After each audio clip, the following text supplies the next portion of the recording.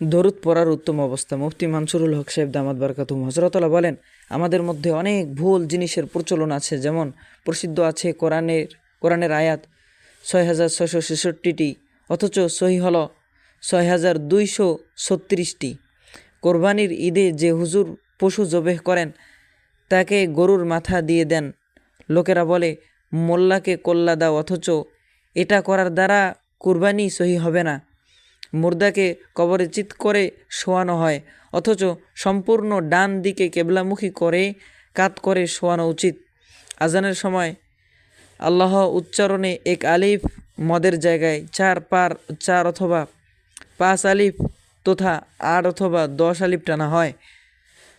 অনেক আশেকে রাসূল নামধারী দরুদ শরীফ পড়ে দাঁড়িয়ে প্রথমত ভুল দরুদ পড়ে, তা আবার দাঁড়িয়ে পড়ে। অথচ দরুদ শরীফ যে কোনো অবস্থায় পড়া যায়, উজু করে, উজু ছাড়া, দাঁড়িয়ে, বসে ইত্যাদি যে কোনো অবস্থায় পড়া যায়।